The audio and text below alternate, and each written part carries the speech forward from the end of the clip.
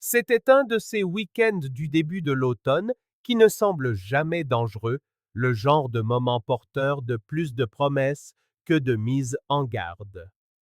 Octobre 1987, Portland, Oregon. Quatre amis d'université, Zach Anderson, Michael Garza, Tara Storm et Cindy Blair, comptaient les semaines qui les séparaient de leur diplôme.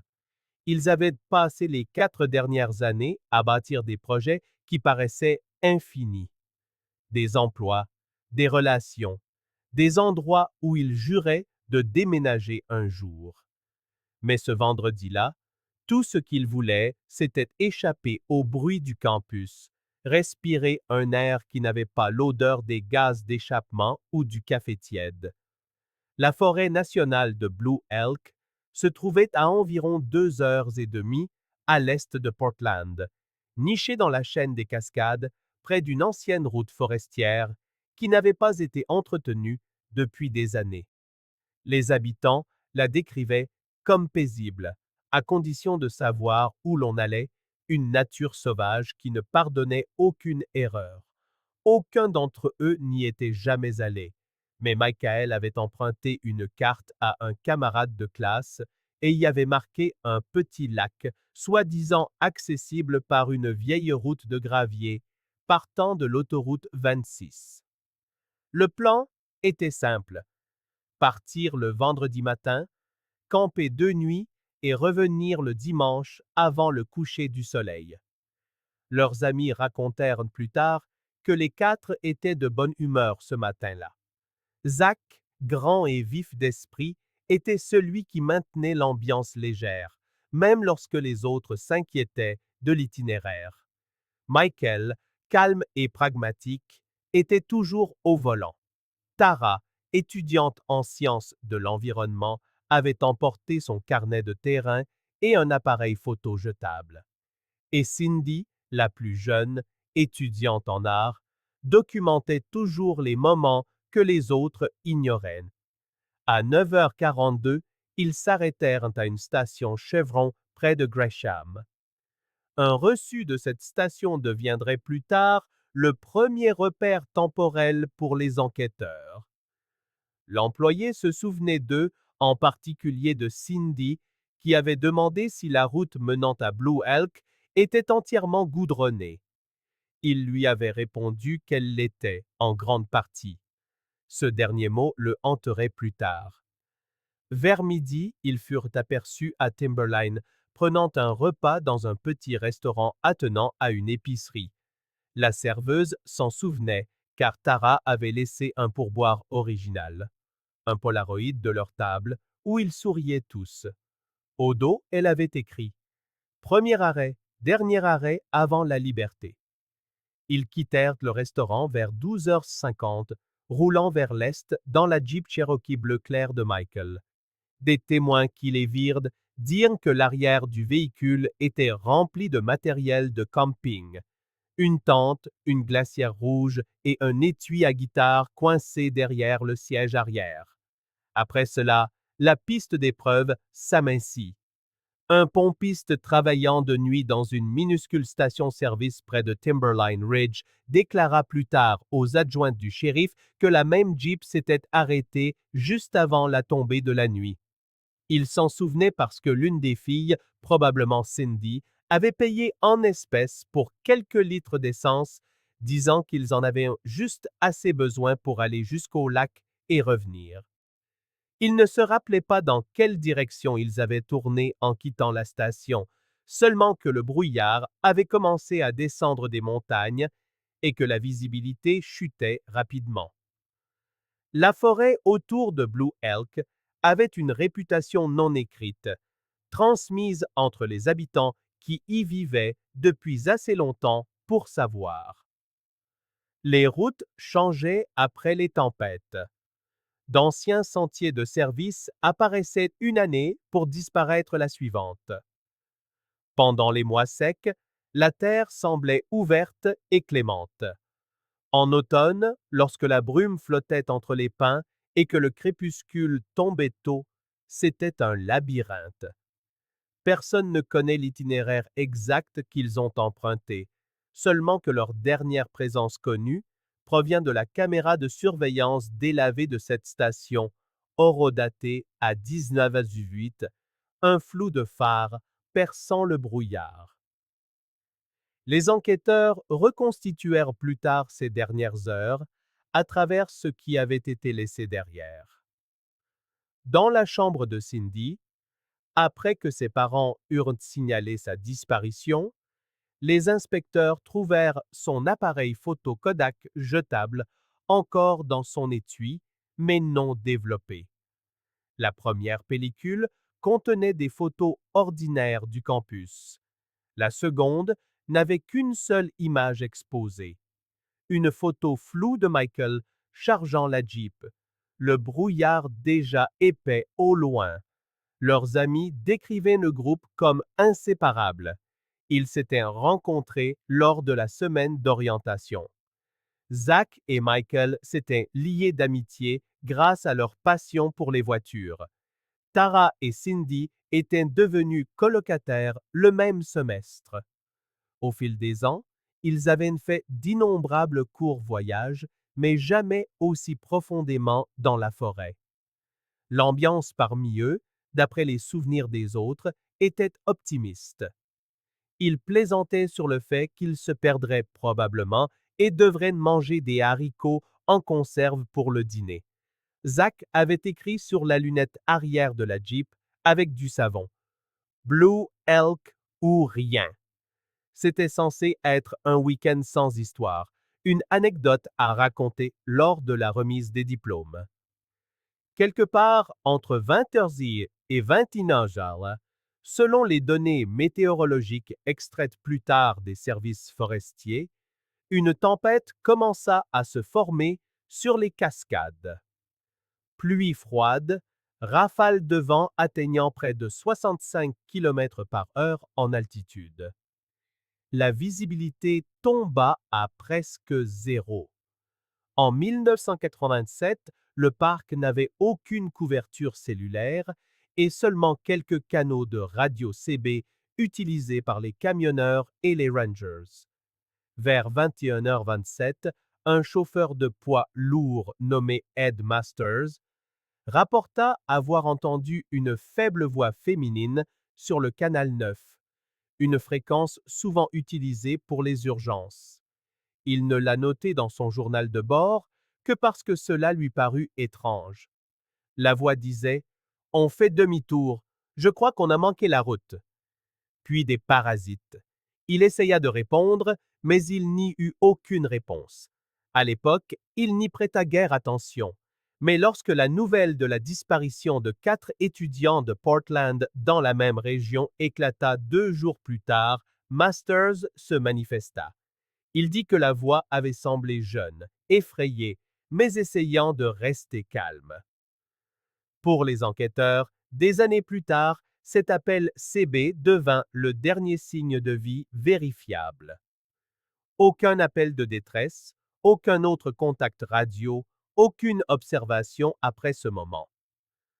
Juste un écho porté par les parasites, consigné dans le carnet d'un camionneur. Lorsqu'ils ne se présentèrent pas en cours ce lundi-là, les professeurs supposèrent qu'ils avaient prolongé leur voyage.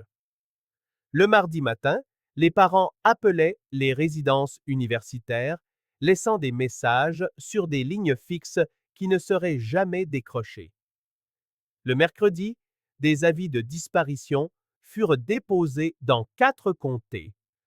Le bureau du shérif traita l'affaire comme une probable panne ou un accident, jusqu'à ce qu'un camarade de classe de Michael confirme que le groupe avait emprunté une tente et du matériel d'escalade au centre de loisirs de l'université. Le registre de sortie montrait Blue Elk griffonné à côté de leur nom. Cette nuit-là, les adjoints organisèrent les premières recherches. Mais à cet instant, avant le début des recherches, avant les gros titres, avant que quiconque ne réalise l'ampleur que cela prendrait, les seules preuves de ce qui s'était réellement passé n'existaient qu'en fragments. un reçu d'essence froissé, une photographie de rire devant une Jeep et le souvenir d'un camionneur d'une voix demandant son chemin dans le noir. Et juste au-delà de cette obscurité, quelque part au cœur de Blue Elk, la forêt avait déjà commencé à les effacer. La pluie tomba plus fort cette nuit-là. Les routes se transformèrent en boue, les petits ruisseaux débordèrent, emportant les débris dans les ravins. S'ils avaient manqué leur virage, même de quelques centaines de mètres, ils seraient entrés dans un terrain qui ne figurait sur aucune carte officielle. Au moment où leurs phares disparurent derrière la crête, personne d'autre n'était assez proche pour voir où ils allaient. Et tandis que la tempête faisait rage aux premières heures du matin, 4 jeunes filles, qui avaient commencé comme une escapade de week-end, glissèrent silencieusement dans l'un des mystères les plus obsédants que l'Oregon connaîtrait jamais. L'histoire de 4 amis d'université qui ne sont jamais revenus, car à partir de ce moment, chaque équipe de recherche, chaque officier et chaque membre de la famille poursuivrait une question qui avait commencé avec cette unique transmission brisée. On fait demi-tour. Je crois qu'on a manqué la route. Le mardi matin, l'inquiétude s'était transformée en quelque chose de plus lourd. Aucun des 4 ne s'était présenté en cours, aucun appel, aucune note, rien. Cela ne leur ressemblait pas, surtout pas à Michael, connu pour sa ponctualité, ni à Cindy, qui donnait toujours de ses nouvelles à sa colocataire après ses voyages. Lorsque leurs parents commencèrent à appeler le campus, le ton passa de l'inquiétude à la panique. En fin d'après-midi, 2 avis de disparition distincts avaient été déposés. En quelques heures, les affaires furent liées. La police du campus de Portland State contacta le bureau du shérif du comté de Clackamas et le mercredi matin, les adjoints commencèrent à se coordonner avec les rangers du parc de la forêt nationale de Blue Elk. La première équipe de recherche partit avant le lever du soleil. Ils commencèrent à Timberline Ridge, le dernier point d'observation confirmé par le pompiste, et progressèrent vers l'est, plus profondément dans les montagnes. La tempête du week-end avait fait plus de dégâts que prévu. Des routes étaient emportées, des branches tombées et de petits glissements de terrain rendaient le passage presque impossible par endroits. Des hélicoptères furent dépêchés à la mi-journée, survolant la forêt, à la recherche du moindre signe de la Jeep Cherokee bleue. Rien. Juste un paysage de pins humides et de brouillard. Le premier véritable indice n'arriva que le jeudi après-midi, lorsqu'un ranger remarqua des traces de pneus quittant une ancienne route de service, partiellement cachée sous de la boue fraîche. Les empreintes correspondaient au dessin des pneus de la Jeep. Les traces descendaient une pente et s'arrêtaient brusquement près d'un fossé de drainage. Au-delà, le terrain plongeait dans un ravin dense. Les chercheurs marquèrent de la zone plein d'espoir, mais en descendant, ils ne trouvèrent rien. Pas de véhicule, pas de débris, juste l'eau de pluie se précipitant dans les ravines et le sol meuble, où quelques heures de ruissellement pouvaient effacer une piste entière.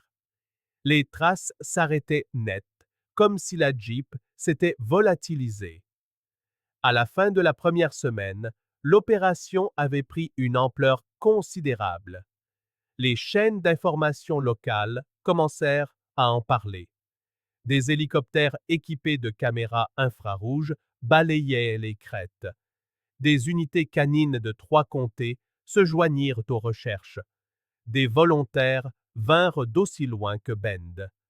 Les familles commencèrent à arriver, séjournant dans des motels en bord de route, se rendant chaque matin au poste de commandement, attendant des nouvelles qui ne venaient en jamais. La mère de Tara, Hélène, décrivit ces jours comme un brouillard de faux espoirs. Chaque fois qu'une radio crépitait, elle levait les yeux, pensant que peut-être, cette fois, il les avait trouvés. Mais c'était toujours autre chose. Les volontaires disaient que le temps donnait à la forêt une impression de vie, comme si elle avalait les indices plus vite qu'ils ne pouvaient les découvrir. La pluie tombait par intermittence, suivie de nappes de brouillard qui dévalaient les pentes comme de la fumée. Un chercheur se souvint avoir appelé le nom de Zach dans les bois et avoir entendu quelque chose en écho. Pas une voix, juste le rebond creux du son contre les arbres. La deuxième semaine, le moral chuta. Ils trouvèrent des traces, mais jamais ce dont ils avaient besoin. Une canette de soda écrasée, un fragment de tissu brûlé, un cercle de pierre à demi enterré. Mais aucune empreinte de pas, aucun équipement, aucun signe de présence humaine. L'enquête devint procédurale. Des cartes épinglées de marqueurs colorés, des quadrillages dessinés et redessinés, des appels radio toutes les 30 minutes, mais rien ne se connectait. La forêt était trop vaste, un cauchemar pour les coordinateurs de recherche. Pas d'antenne relais, des cartes peu fiables des anciennes routes forestières abandonnées. Des théories commencèrent à combler le silence. Les habitants murmuraient qu'ils avaient peut-être pris un mauvais virage ou qu'ils étaient tombés sur quelqu'un de mal intentionné. Aucune preuve ne soutenait quoi que ce soit, mais plus les recherches restaient vaines, plus les rumeurs se propageaient. Le 10e jour, un des chiens détecta une faible piste olfactive près de Miller Ridge.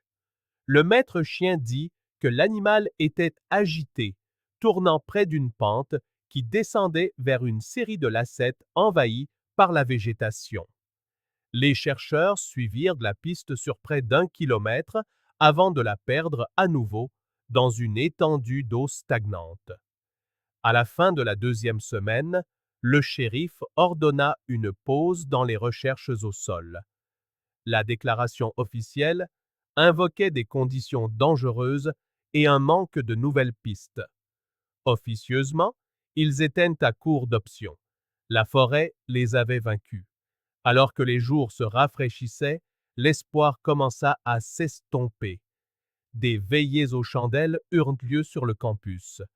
Des dizaines d'étudiants se rassemblèrent, tenant des photos des 4 amis, leurs visages souriants figés dans le temps. Le père de Zach déclara qu'il ne croyait pas qu'ils avaient simplement disparu, que quelqu'un là-bas en savait plus. Ces paroles firent les gros titres. Le lendemain matin, le bureau du shérif reçut plusieurs appels anonymes affirmant avoir vu la Jeep.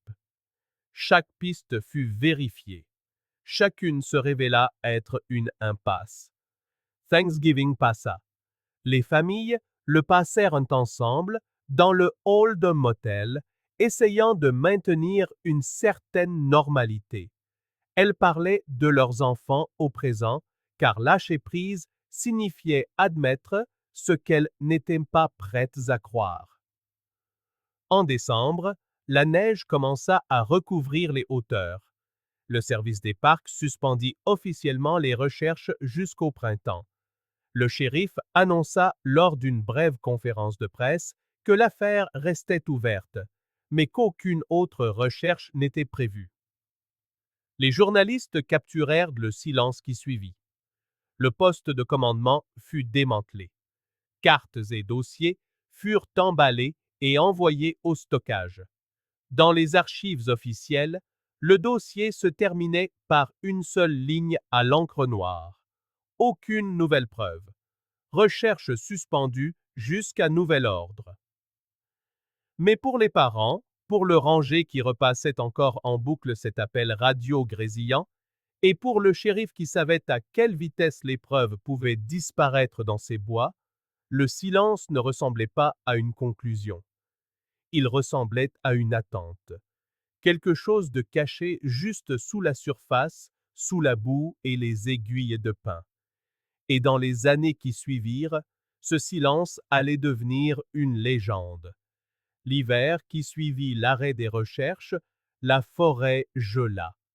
La neige recouvrit les quelques preuves qui auraient pu subsister, les scellant sous une couverture blanche et silencieuse.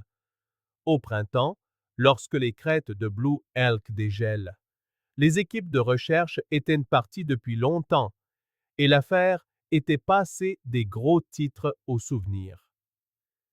1988 arriva et avec lui, un silence qui allait s'étirer sur des décennies. Les familles essayèrent d'avancer sans jamais vraiment y parvenir. La mère de Tara, Hélène, garda la chambre de sa fille exactement comme elle l'avait laissée. Le couvre-lit à fleurs, les cartes postales collées au miroir, le croquis inachevé épinglé au mur. Elle disait que cela la faisait se sentir plus proche d'elle. Mais avec les années, ce qui avait été un lieu de réconfort devint un sanctuaire. Le frère de Michael, Daniel, ne pouvait pas laisser tomber. Il rejoignit les forces de l'ordre 2 ans plus tard, d'abord comme patrouilleur, puis comme enquêteur. Il admit plus tard que chaque affaire de personnes disparues qu'il traitait lui donnait l'impression de chasser le même fantôme. Les parents de Zach quittèrent l'Oregon en 1990.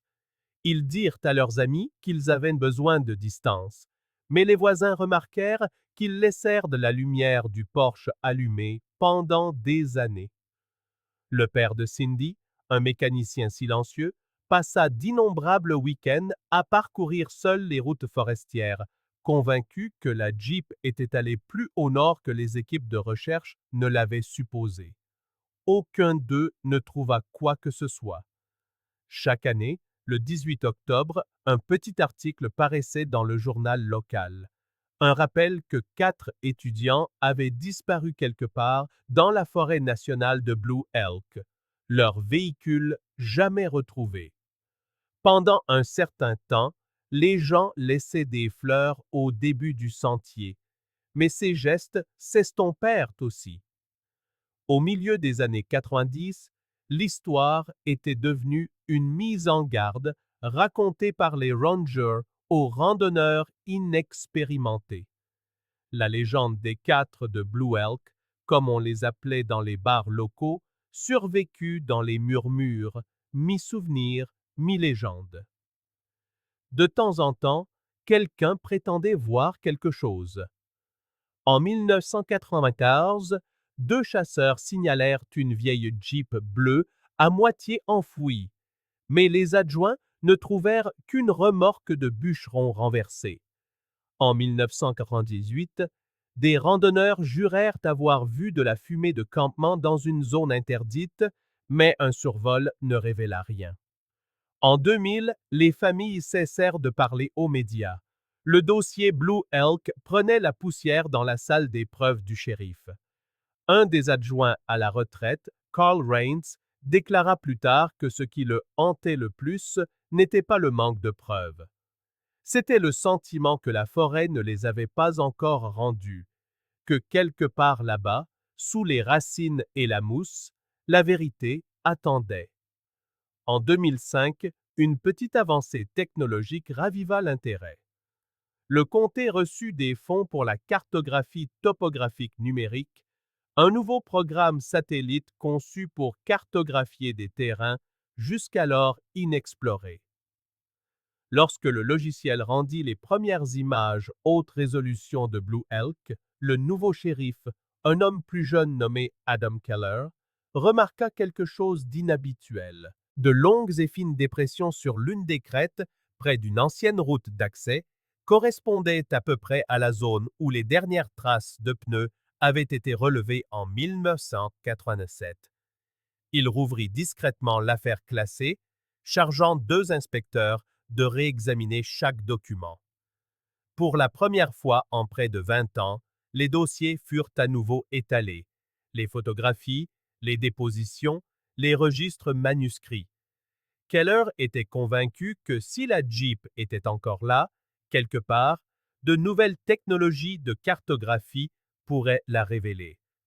Les drones n'en étaient qu'à leur balbutiement, mais s'il organisa des survols aériens avec l'équipement du département des forêts.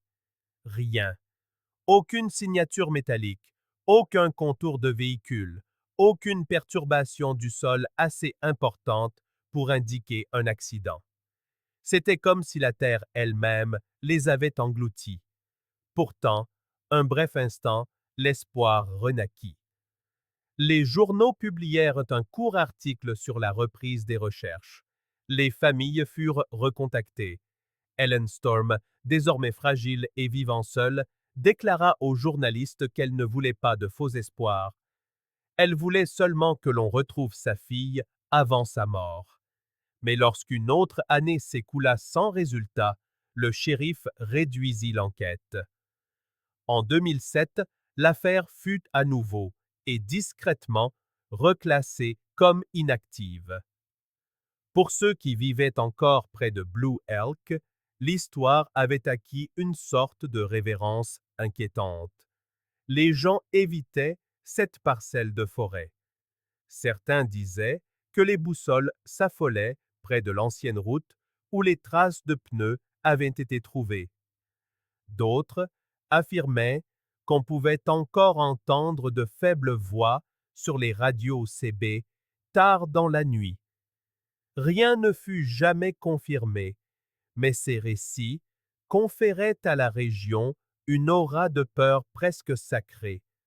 En vérité, le silence qui entourait l'affaire ne venait pas du mystère, il venait de la fatigue. Après des décennies de recherche, de spéculation et de deuil, les gens avaient simplement cessé de croire que la forêt rendrait un jour ce qu'elle avait pris. Mais certains n'ont jamais complètement tourné la page. Daniel Garza, devenu inspecteur et désormais âgé d'une quarantaine d'années, continuait de se rendre sur les lieux une ou deux fois par an. Il disait ne pas pouvoir l'expliquer. C'était juste quelque chose qu'il devait faire. Il garait son camion près de l'ancien sentier d'accès et parcourait seul la ligne de crête, suivant des cartes qui avaient changé depuis longtemps. En 2010, il remarqua quelque chose d'étrange. La forêt semblait différente. Des sentiers autrefois envahis par la végétation étaient maintenant à découvert après plusieurs saisons de fortes pluies. Il songea à demander une nouvelle analyse, mais les priorités du département avaient changé. 23 années s'étaient écoulées. Le temps avait émoussé les contours du chagrin, mais les questions restaient vives. Comment 4 personnes à bord d'un véhicule avaient-elles pu disparaître si complètement, sans laisser la moindre trace irréfutable? Puis, un matin d'été 2011, le silence commença à se fissurer. Cette année-là, le nord-ouest Pacifique connut des précipitations records. Fin juillet, une crue soudaine dévasta une partie du bassin de Blue Elk, emportant des tronçons d'une ancienne piste de service. Lorsque les Rangers allèrent inspecter les dégâts, ils découvrirent quelque chose qu'ils n'avaient jamais remarqué auparavant. Une section de colline effondrée près d'une zone autrefois jugée inaccessible. Ils ne le savaient pas encore, mais juste sous cette terre se trouvait la réponse à un mystère vieux de 25 ans. Et l'été suivant, cette réponse se révélerait de la manière la plus inattendue et la plus obsédante qui soit. Non pas grâce à une nouvelle technologie, ni à une enquête, mais grâce à un simple ranger parcourant sa ronde après une tempête.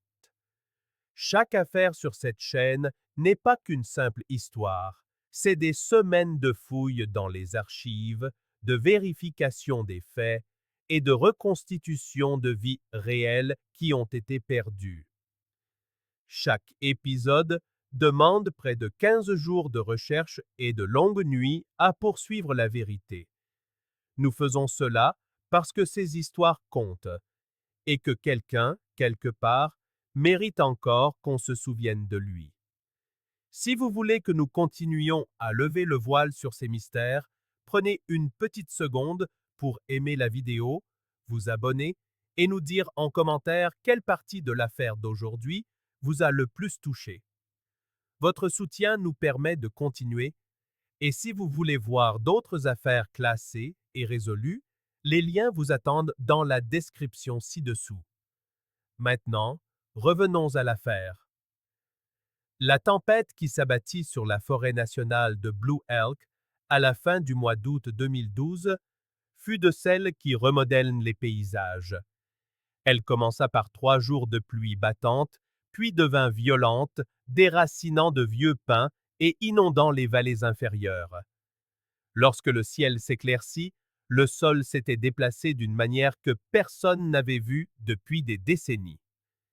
Des arbres étaient tombés sur des kilomètres de routes de service, de petits ponts avaient été emportés, et des pans entiers du sol forestier semblaient avoir été pelés. Quand le ranger Eli Turner arriva ce lundi matin, il était épuisé. Il travaillait pour le service des parcs depuis près de 20 ans, assez longtemps pour connaître les humeurs de la forêt. Le nettoyage après la tempête était une tâche routinière mais exigeante. Marquer les arbres tombés, dégager les chemins de drainage, consigner les rapports de dommages. Ce matin-là, il travaillait au cœur d'une zone réglementée connue sous le nom de Miller Drainage, un endroit que peu de rangers avaient de raison de visiter. Elle se situait à environ 10 kilomètres d'une ancienne route forestière, entourée d'une végétation dense et de ravins escarpés. À midi, Ellie marchait depuis des heures. La forêt était silencieuse, de ce silence qui suit les tempêtes. Pas d'oiseaux, pas de vent, juste le bruit des feuilles qui goûtent et le son lointain de l'eau qui s'écoule. Il s'arrêta près d'un petit ravin où la terre s'était effondrée en un étroit couloir. Un cèdre tombé s'était coincé en travers du fossé. Il descendit pour l'inspecter, et c'est là qu'il vit quelque chose qui n'avait rien à faire là. Au début, ce n'était qu'un éclat, un faible reflet sous la boue, comme le bord d'un verre ou d'un métal captant une éclaircie. Il pensa qu'il pouvait s'agir d'un vieux bidon d'huile ou de débris de l'époque de l'exploitation forestière. Il écarta une couche de terre avec son gant. En dessous, quelque chose de bleu apparut. Pas le bleu terne de l'acier oxydé, mais une peinture métallique délavée, le coin d'une ligne de toit. Il se figea. La couleur lui semblait familière, comme une vieille photographie prenant vie. Eli communiqua par radio les coordonnées et demanda des renforts avant de creuser davantage. 2 heures plus tard, un autre ranger arriva et ensemble, ils commencèrent à déblayer les débris. Au fur et à mesure de leur travail, la structure se dévoilait.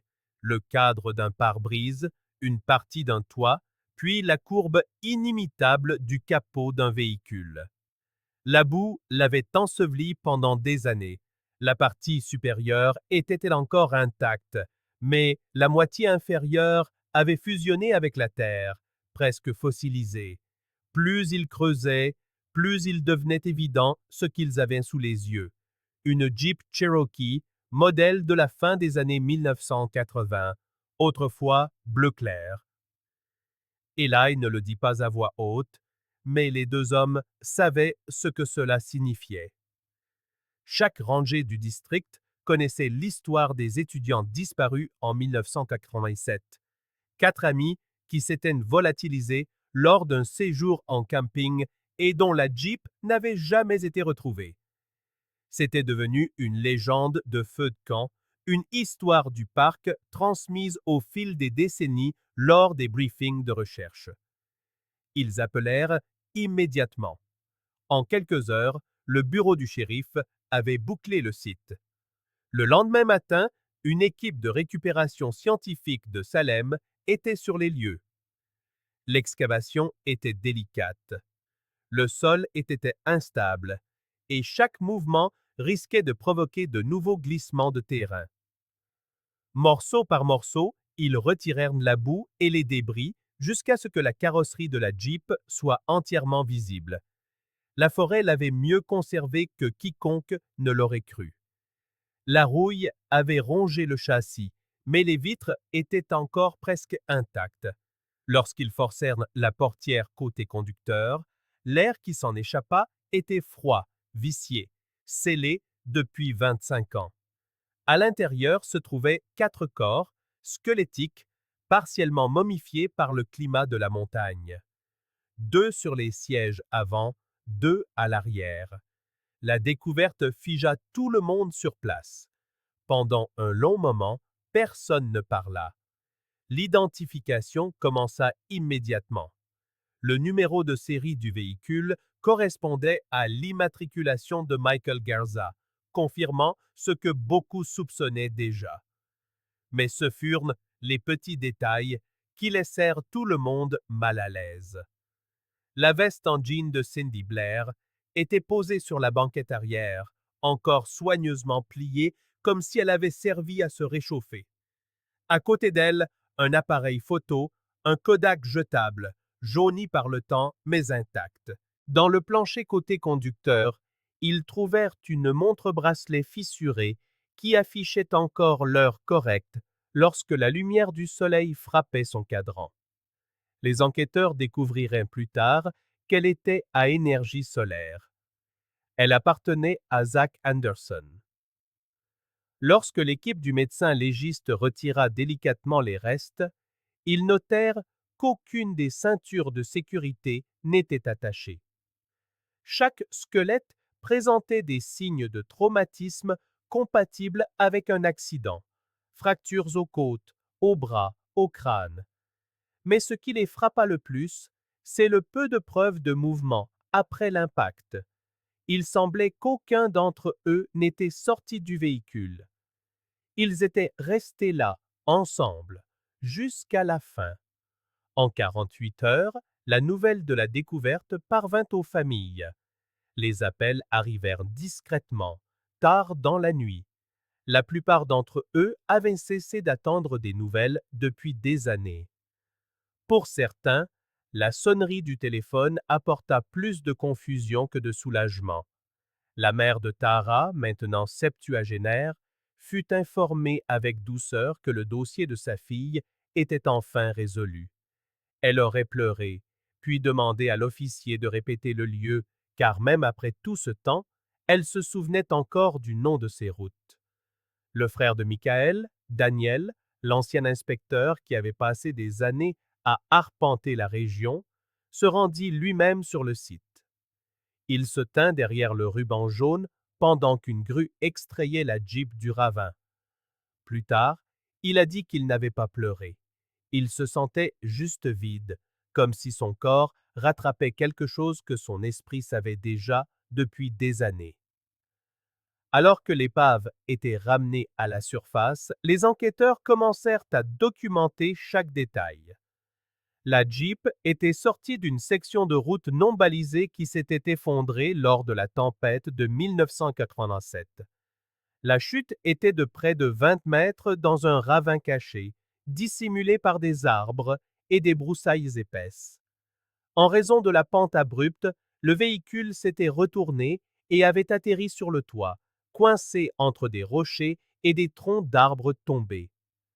Au fil des ans, la pluie et les sédiments l'avaient complètement enseveli. Vue d'en haut, la zone ressemblait à n'importe quelle autre partie de la forêt, banale, silencieuse. Même avec les scans aériens et l'imagerie satellite, elle était restée invisible pendant des décennies. L'état des restes suggérait qu'ils avaient survécu à l'accident initial pendant une courte période, quelques heures, peut-être un jour, avant que l'hypothermie et leurs blessures ne les emportent.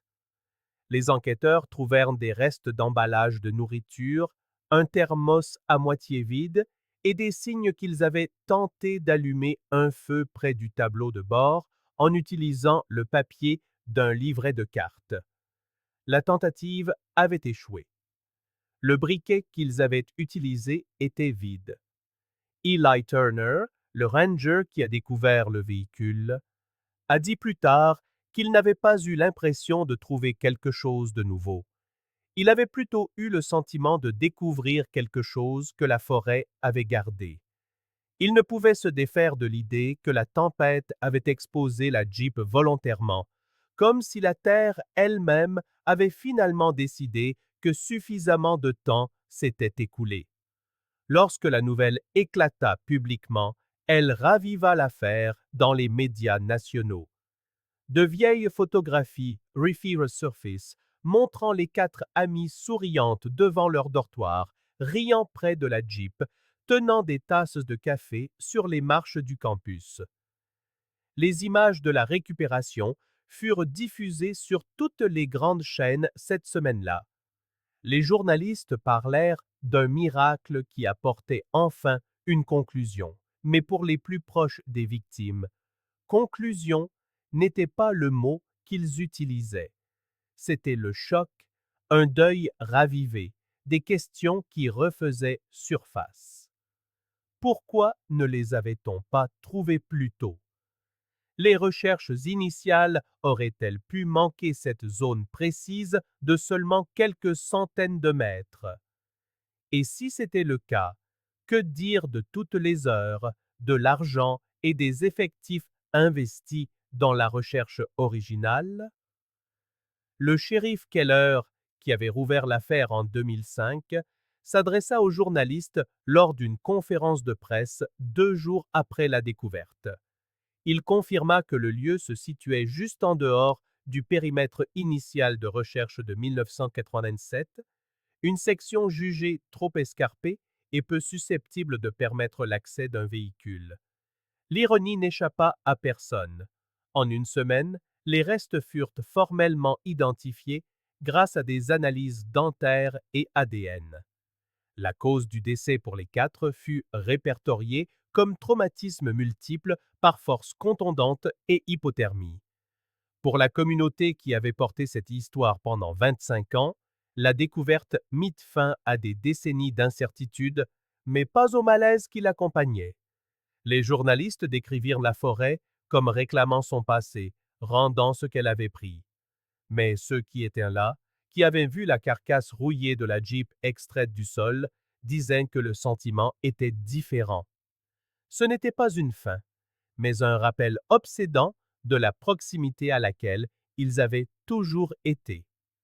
Cet automne-là, les familles organisèrent un mémorial commun à Portland. La cérémonie fut sobre, intime, suivie principalement par ceux qui n'avaient jamais cessé de chercher. Des photos des quatre amis étaient placées à côté de leurs effets personnels retrouvés. L'appareil photo, la veste, la montre. Des objets autrefois enfouis sous la boue, et le silence reposait désormais sur des tables recouvertes de velours, brillant sous les douces lumières de l'église. Et alors que la cérémonie s'achevait, la même question flottait dans tous les esprits. Si la tempête n'était pas venue, si la pluie n'avait pas emporté cette colline, combien de temps encore la forêt aurait-elle gardé leur secret? Car ce que personne ne réalisait alors, ni les rangers, ni le shérif, ni même les familles, c'est qu'un petit détail sur ce site n'avait toujours aucun sens. Quelque chose trouvé dans le plancher côté passager qui n'appartenait à aucun d'entre eux. Une découverte qui, avec le temps, soulèverait de nouvelles questions sur ce qui s'était réellement passé cette nuit de 1997. L'équipe scientifique passa des semaines à passer au crible chaque centimètre du site, documentant, analysant et tentant de comprendre ce qui s'était réellement passé durant ces dernières heures d'octobre 1987.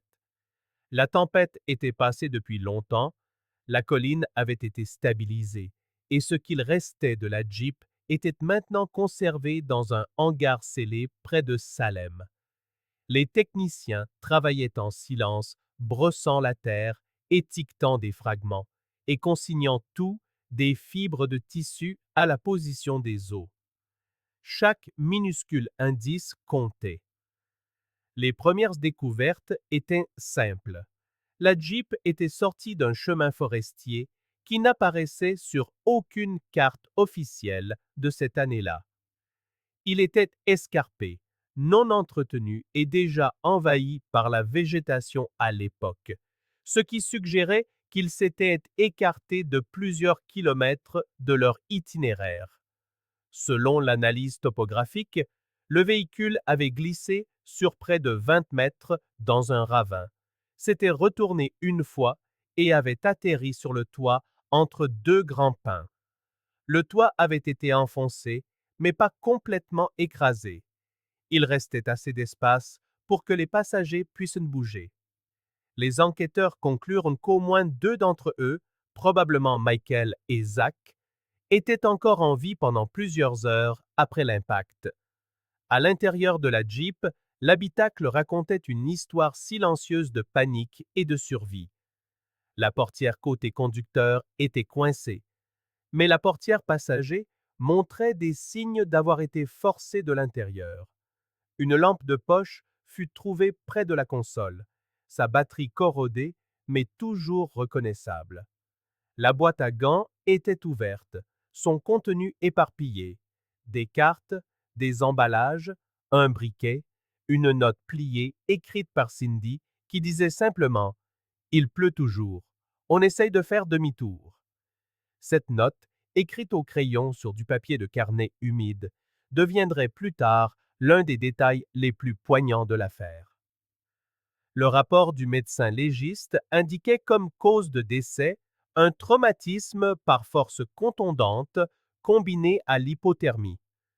Tous les quatre avaient subi des blessures compatibles avec un accident avec retournement, mais aucune n'était immédiatement mortelle. Le médecin légiste estima qu'ils avaient survécu entre 6 et 10 heures après l'accident, piégés ou désorientés sous une pluie glaciale. Mais quelque chose ne collait pas. La clé de contact était complètement tournée en position arrêt. Les 4 ceintures de sécurité étaient débouclées. Personne ne fut retrouvé dans une position suggérant une tentative de s'échapper du véhicule. Au lieu de cela, leurs corps avaient été découverts assis, affaissés, comme s'ils s'étaient préparés à partir, puis s'étaient simplement arrêtés. C'était un détail que les enquêteurs ne pouvaient expliquer. S'ils étaient conscients, pourquoi couper le contact? Pourquoi déboucler toutes les ceintures? Pourquoi ne pas essayer de redémarrer la voiture ou d'utiliser les phares pour la chaleur et la lumière? La conduite de carburant était intacte. La batterie était fonctionnelle. Il n'y avait aucune preuve de panne mécanique. C'était comme s'ils avaient choisi d'attendre quelque chose ou quelqu'un, puis il y eut l'appareil photo. Parmi les objets récupérés se trouvait le Kodak jetable de Tara Storm, conservé par la boue froide. Une fois développées, les photos offrirent le premier et dernier véritable aperçu de la dernière nuit du groupe. Les premières images étaient anodines. Une photo du brouillard rampant à travers les pins, une autre de Zach et Cindy assis près de la Jeep, les cheveux humides, souriant avec une certaine gêne à l'objectif, une troisième montrant Michael accroupi à côté d'une carte étalée sur le capot, la pluie brouillant l'encre. Ils avaient l'air fatigués, perdus, mais encore maîtres de la situation. Puis les photos changèrent. La série suivante était presque noire. Des traînées de lumière, des formes déformées, le reflet des phares sur une vitre mouillée. Les enquêteurs améliorèrent les négatifs, révélant ce qui semblait être l'intérieur de la Jeep depuis le siège passager. La main de Tara sur le tableau de bord, Zach tourné vers la banquette arrière, le visage tendu.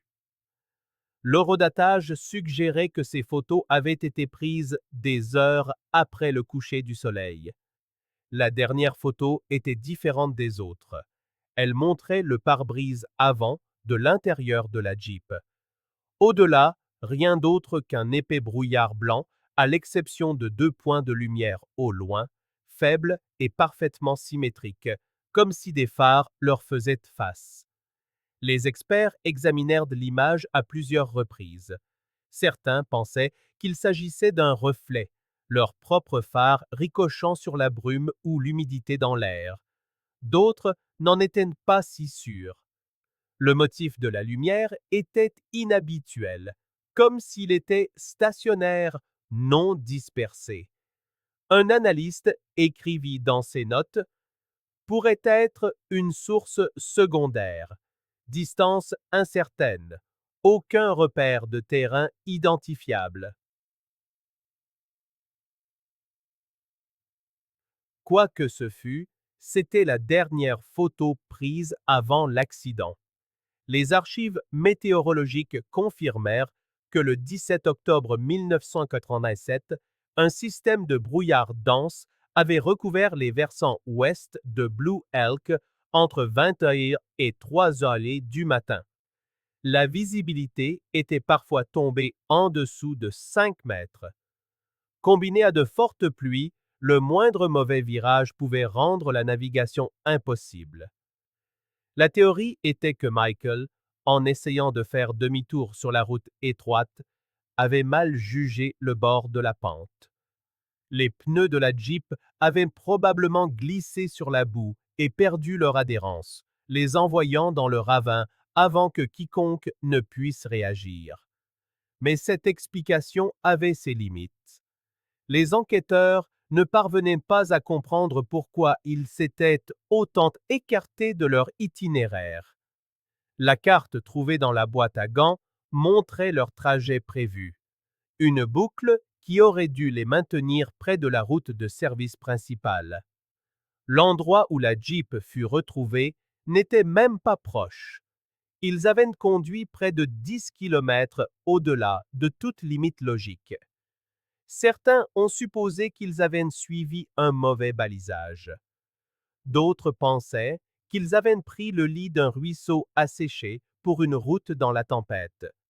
Quelques-uns chuchotaient la possibilité qu'ils aient été poursuivis, mais il n'y avait aucun signe d'un autre véhicule, aucune autre empreinte de pneus dans le sol et aucune preuve d'acte criminel.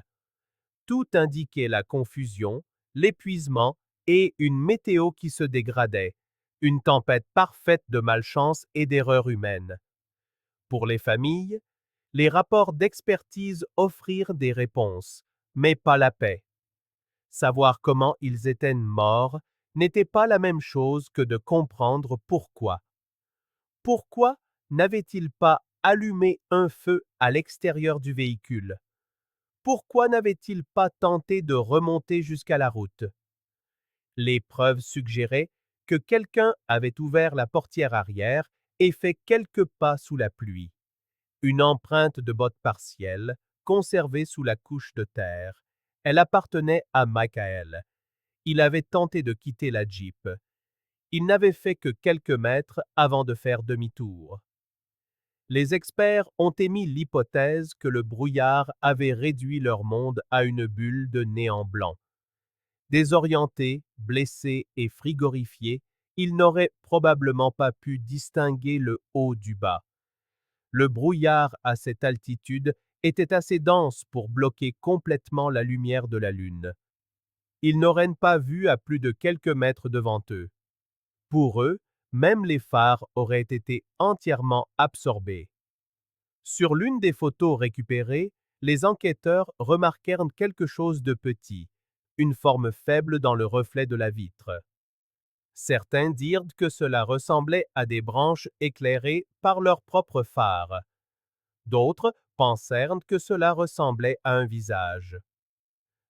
Les analystes judiciaires ont conclu à une simple distorsion lumineuse, mais aujourd'hui encore, cette dernière image circule en ligne, débattue sans fin par des détectives amateurs qui affirment y voir quelque chose de plus.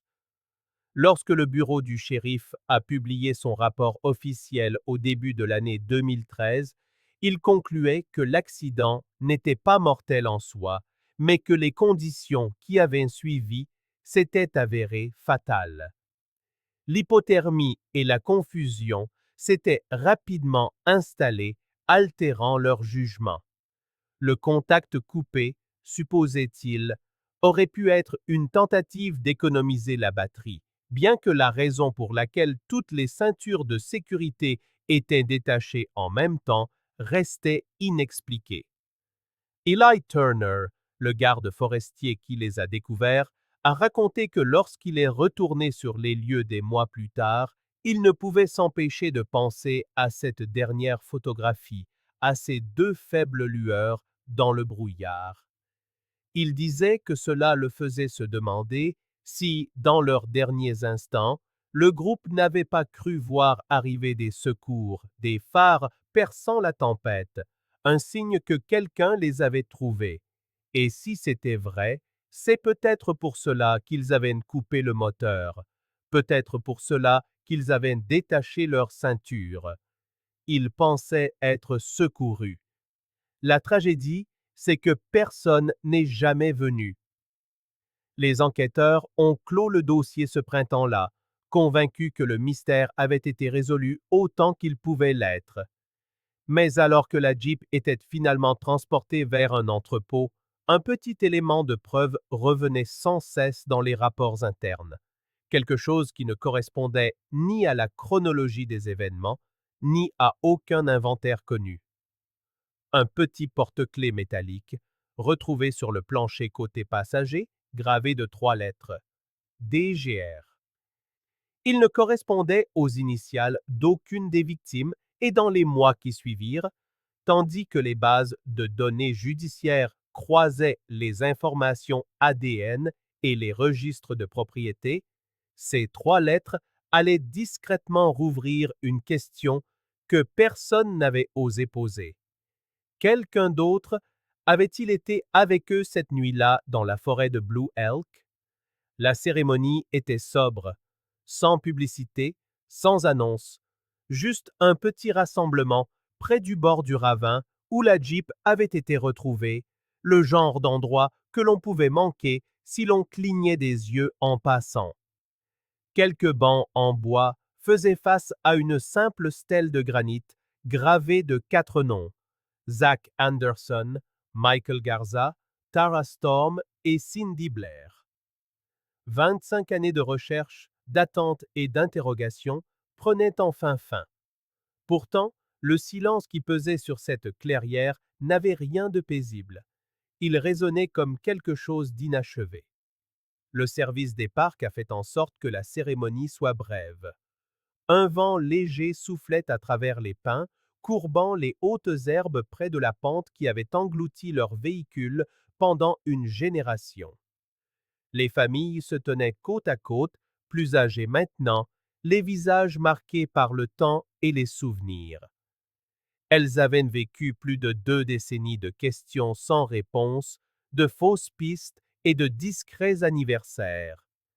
Maintenant, on leur demandait de croire que c'était terminé, que ce qui était arrivé à leurs enfants, à leurs frères et sœurs, à leurs amis, n'était qu'un accident. Le rapport officiel laissait peu de place à l'interprétation. L'accident avait été classé comme une sortie de route accidentelle, aggravée par des obstacles environnementaux.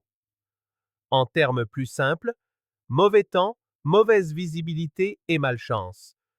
La Jeep était simplement sortie d'une route oubliée pendant une tempête et s'était retrouvée ensevelie sous la boue et les arbres tombés.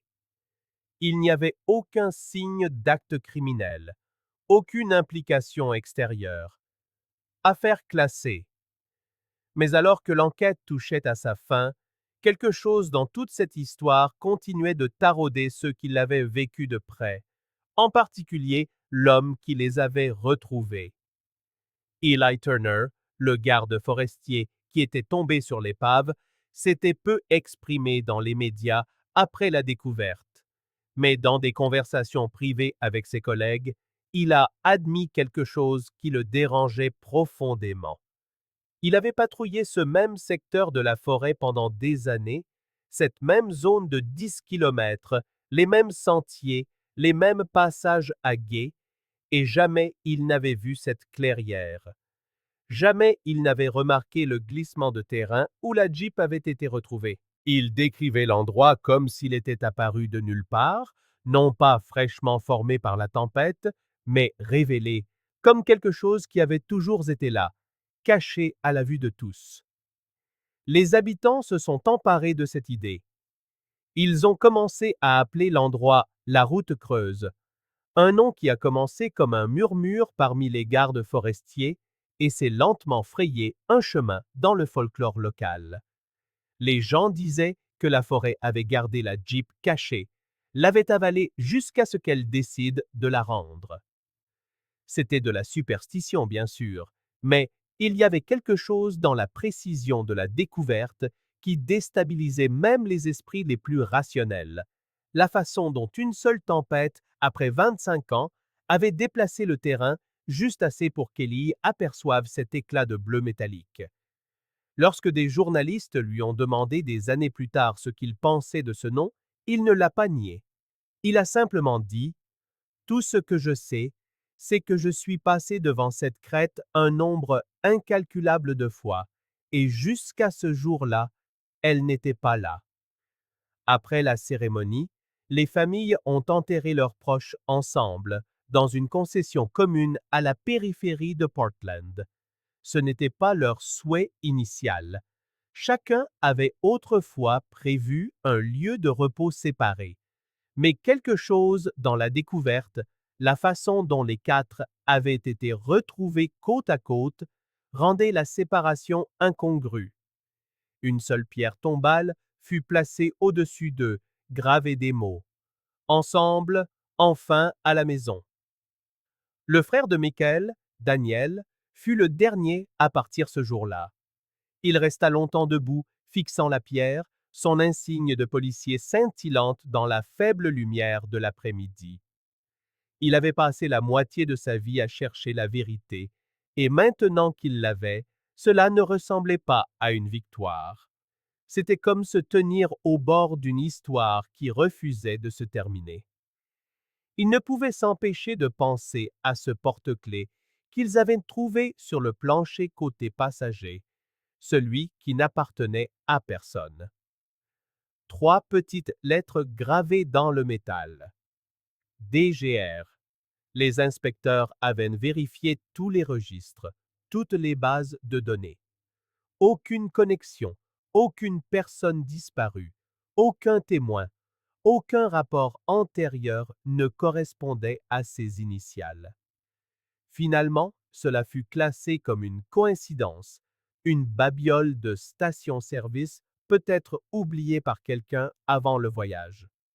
Mais Daniel ne pouvait pas s'y résoudre. Cela lui semblait faux, trop personnel, trop délibéré. Il a gardé le dossier sur son bureau pendant des mois après la clôture officielle, relisant les dépositions, les analyses, les bulletins météo, tout. Ce qui le dérangeait le plus, ce n'était pas l'accident lui-même. C'était tout ce qui l'entourait.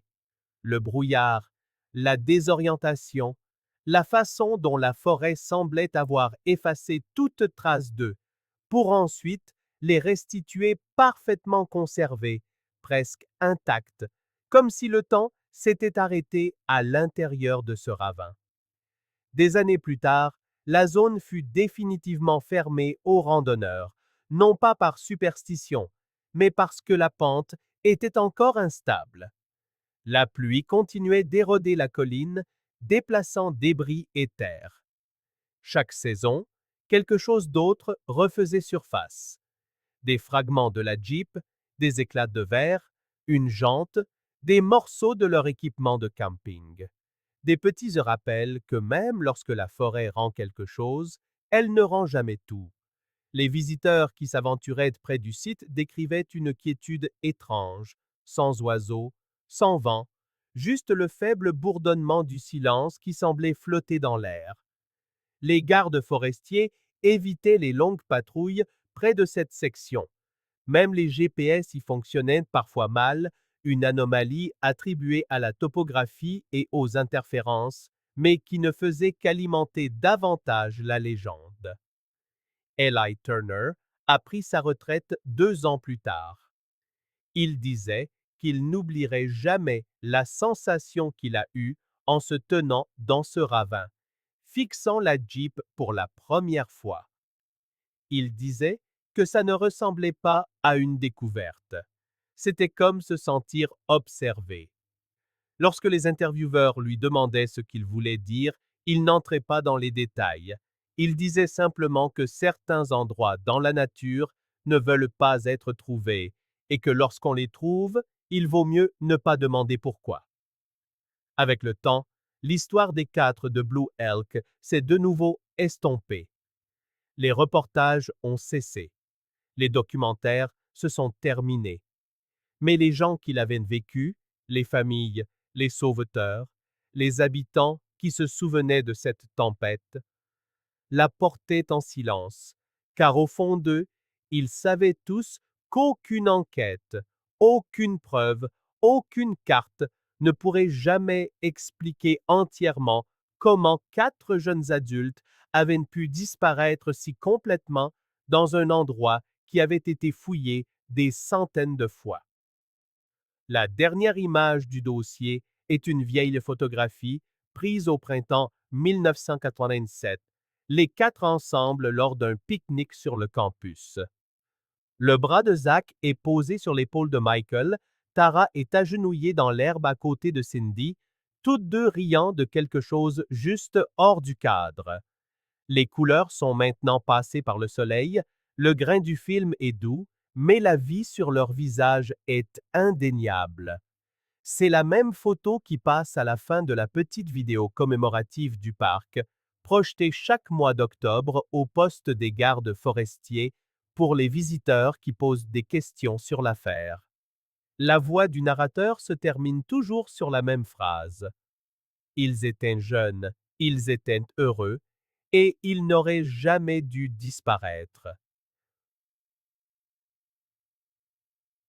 L'écran devient noir, mais le son persiste, le faible bruissement du vent dans les pins, le murmure de la distance.